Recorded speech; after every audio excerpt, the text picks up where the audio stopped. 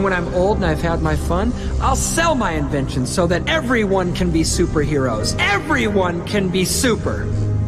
And when everyone's super, no one will be. All right, man, welcome back to another video. Hope your day is going good. In today's video, The Incredibles, how society conforms you. So, in today's video, man, you already know, you see the title. We're gonna find out how The Incredibles is gonna show us how society tries to change us.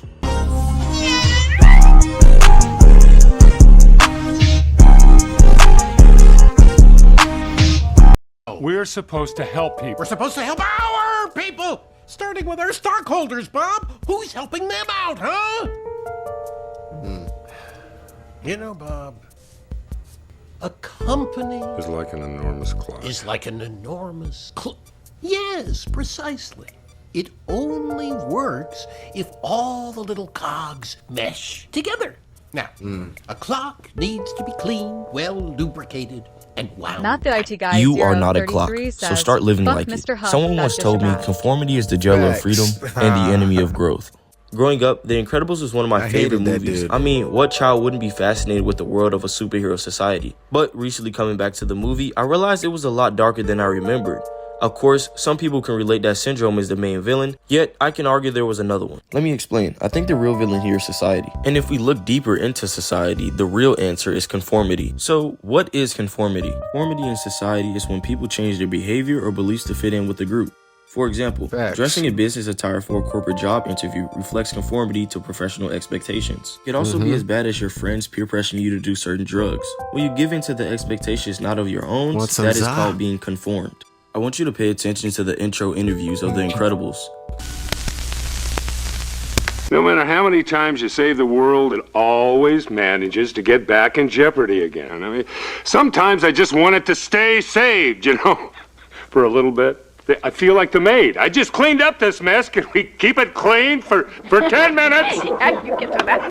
Sometimes I think I just like the simple life, you know, relax a little and raise a family.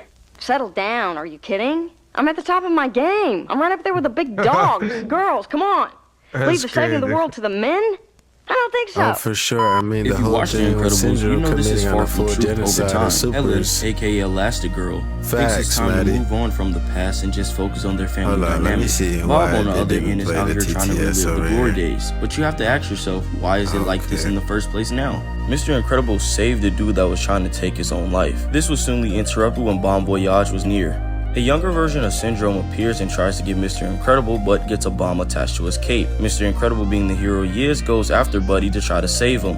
The bomb goes off and accidentally blows up a part of a train track. Now it's up to Mr. Incredible to use his strength to try to stop the incoming train. Of course, he saves the day, but the aftermath was a little unexpected. In a stunning turn of events, a superhero is being sued for saving someone who apparently didn't want to be saved. The plaintiff, Oliver Sansweet, who was foiled in his attempted suicide by Mr. Incredible, has filed suit against the famed superhero in Superior Court. Mr. Sansweet didn't ask to be saved. Mr. Sansweet didn't want to be saved. And the injury received from Mr. Incredible's actions, Not the IT so-called, guy causes him daily 033 pain. says, I saved shit your like life. this You didn't makes save you my life, you wonder ruined my how day. actual That's what society you would listen. treat Quiet, I don't know if supers you're if they comic. were real. That's what I'm saying. They wouldn't just let them have free reign like that, bro. The aftermath of this They would event treat them sparked the kind of like how anti-superhero celebrities era. get treated. Apparently, superheroes are harming people more than they're doing good, and it's causing taxpayers. You ever watch The Boys? I literally think that it would work something like that, but like on a more tame scale. Like they wouldn't have the free reign to do whatever, like how they do in The Boys. But it would be the way how they live in society would be similar to that. Yeah, I feel like they'll have to have For early some type 2000s of Pixar movie, the content matter is actually pretty heavy. In society, the biggest weapon of conformity is the law. Some laws are very good and need to be in place, while others can be biased and wrong. We have people who are set in place to enforce these laws, and if you don't follow them, you will be punished. Mr. Incredible saves a man from suicide and is scrutinized and sued. It highlights how societal norms can sometimes punish individuals for doing the right thing, especially if it goes against established expectations and rules. Fast forward 15 years later, we see Mr. Incredible working a dead-end office job that is generally sucking the life out of him. For the writers to have Mr. Incredible at the highest levels of fame and notoriety, to now working a boring office job, gives a really good perspective on how dull your life can actually get. I think the ironic thing about this scene is that it goes against Mr. Incredible's moral code. He's known for saving and helping people. There's no way he could scam an old lady out of insurance. Even if it's against company policy, he still strives to do the right thing. You authorized payment on the Walker policy? Someone broke into their house, Mr. Huff. Their policy clearly covers him against I don't want to know about their litigation. coverage, Bob. Don't tell me about their coverage. Tell me how you're keeping Insuracare in the black. Tell me how that's possible with you writing checks to every Harry Hardluck and Sally sob story that gives you a phone call. Like it or not, money is the second biggest tool to conform someone. We all know the saying, money makes the world go round. And this is one of the truest statements that can ever be said. Some of the laws and policies in the real world are all structured about profits. And you, my friend, live in a society where you need it to survive. You see, the boss can treat Mr. Incredible however he wants because at the end of the day, he writes his check. Throw in that Bob has a family and more expenses that he has to take care of. Bob has a little ethical dilemma on his hand. And this is something a lot of people face. Are you willing to step over the next person to gain financial prowess? We get a sad little reality shot of what it looks like for a lot of people. Bob is in a tiny car, at a job he doesn't like, and his life is going down a hill. A couple seconds later, we find out that Dash is getting in trouble at school for doing harmless pranks with his powers. Dash is only acting out because he wants to play sports and his mom won't allow him because he has powers. This leads to a common theme in conversation that's later brought into the movie. You always say, do your best, but you don't really mean it. Why can't I do the best that I can do? Right now, honey, the world just wants us to fit in, and to fit in, we just gotta be like everybody else. But Dad always said our powers were nothing to be ashamed of. Our powers made us special. Everyone's special, Dash. Which is another way of saying no one is.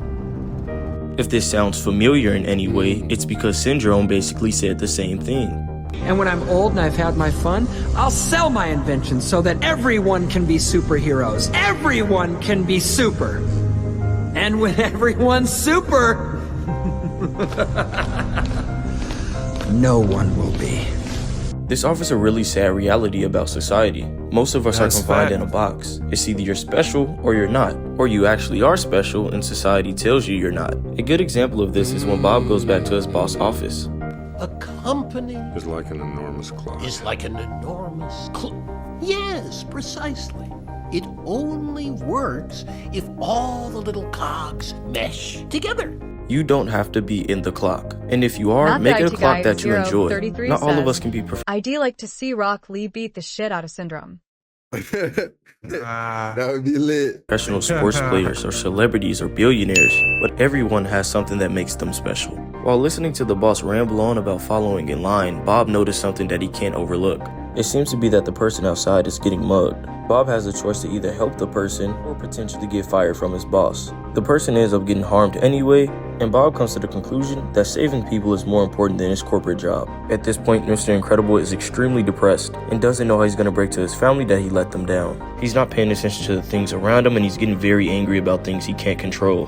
When Frozone arrives, Mr. Incredible's mood changes. He's excited and has a new burst of energy out of nowhere. This is because this is the only night where he can actually do what he truly wants to do, and that's saving people. When he leaves, we can finally get a glimpse of what's going on into the kids' minds. Now, it's perfectly normal. Normal? What do you know about normal? What does anyone in this family know about normal? Now, wait a minute, young lady. We act normal, Mom. I want to be normal. The only normal one is Jack Jack, and he's not even toilet trained. Lucky. Oh, I meant about being normal. I don't believe that they actually want to be normal. I think this stems from not being able to express their true selves, so now they wish they never had their powers to begin with. When Mr. Incredible gets caught for his out-night patrol, the way the argument between these two was so well put, you can feel for both sides. Tell me you haven't been listening to the police scanner again. Look, I performed a public service. You act like that's a bad thing. It is a bad thing, Bob. Uprooting our family again so you can relive the glory days is a very bad thing. Reliving the glory days is better than acting like they didn't happen. You see, since Bob is married and has kids, he has a new way of living life. He can't just be selfish and put himself above. Me and my sister's relationship is like Violet and Dash. I'm the troublemaker, and she keeps me in check. Well, didn't you say you're the younger one? So that would make sense.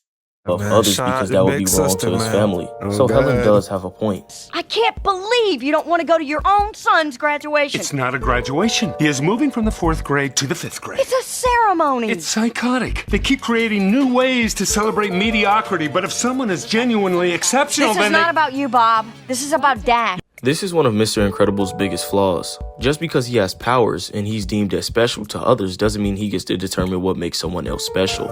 And this is going to come back to bite him later. You want to do something for Dash? Then let him actually compete. Let him go out for sports. I will not be made the enemy here. You know why we can't do that. Because it'd be great! This is not about you! Later, Mr. Incredible gets a secret message about a potential job. This will allow him to do what he wants to do the best, save lives and get back into action. Without hesitation, he's willing to do it, not even knowing who the money is coming from and what the boss is going to have him to do, as long as it's not the office job.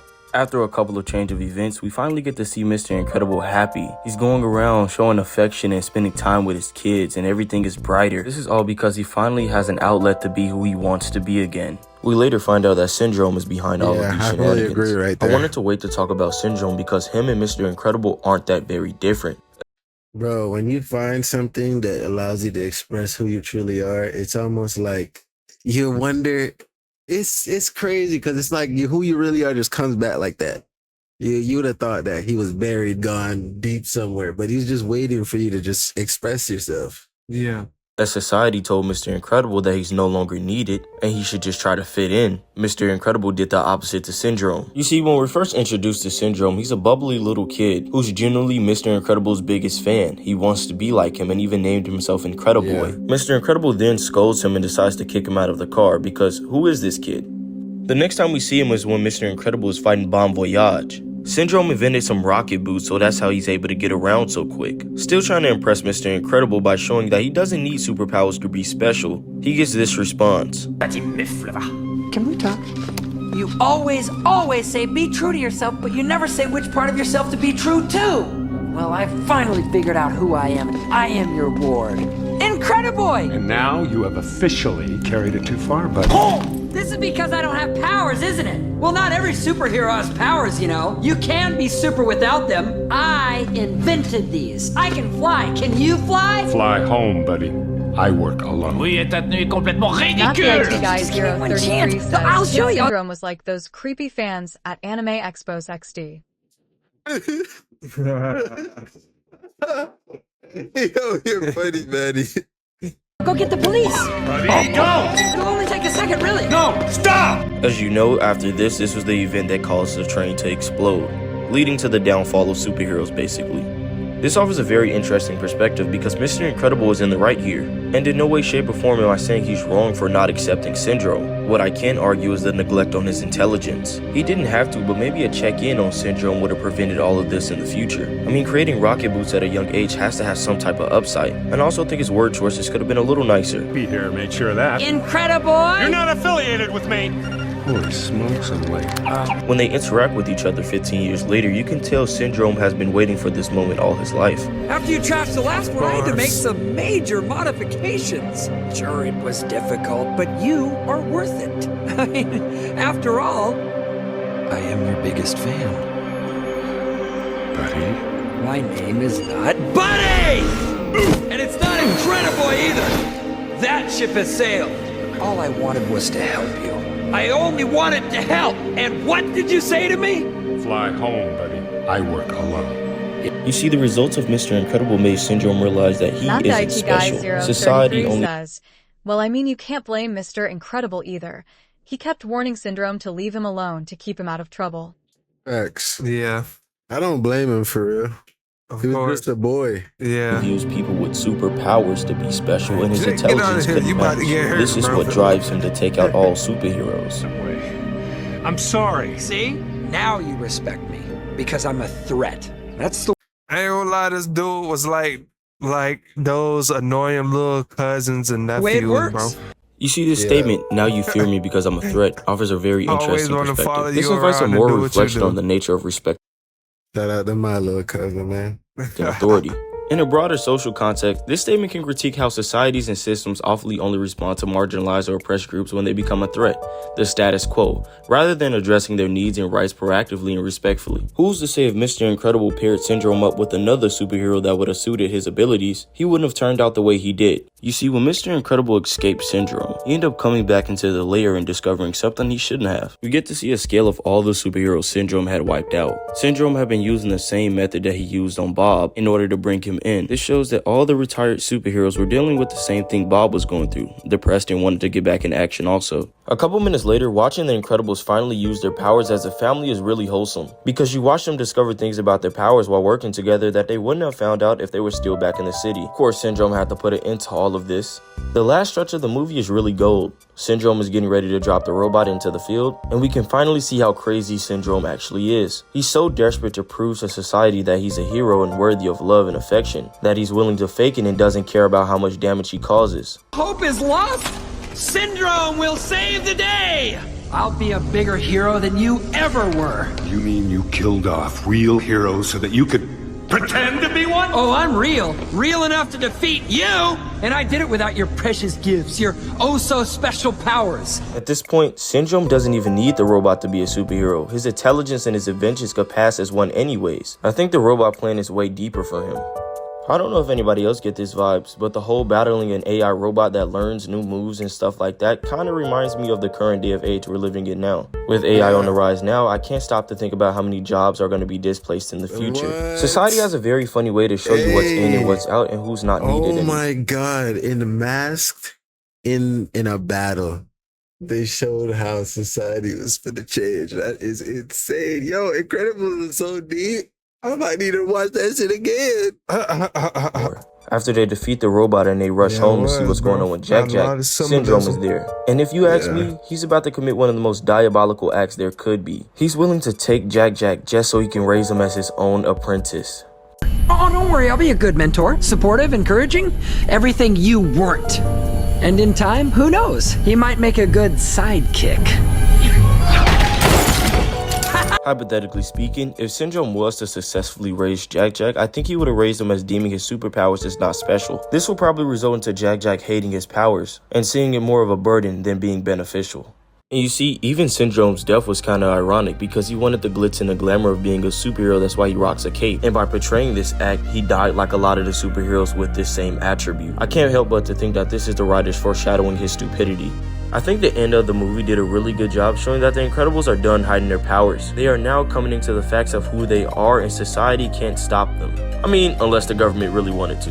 I want to end this video by saying life's too short to put yourself in a box. Think big and don't let anyone tell you otherwise. Even if you feel like sometimes you're trapped by your environment, trust me, if you keep fighting for what you want, there's a way out. Anyways, this Yeah, man. This was a great video, cause me, I never been the type to fully conform. You know, you can follow the rules, but you know, sometimes you gotta bend them a little to suit your liking. I mean, all I can add is like, I'm the same way. You know, any job that they ever hired me, you know, come with the JStew package. I'm an A1 worker, but I'm also very nonchalant. That will never change. Nonchalant niggas gonna do what nonchalant niggas do, bro. Say that how you want it. Man, did they end up another video? Love y'all, grateful y'all, man. You already know. In the rest of the videos, we're gonna catch y'all in the next one. We out.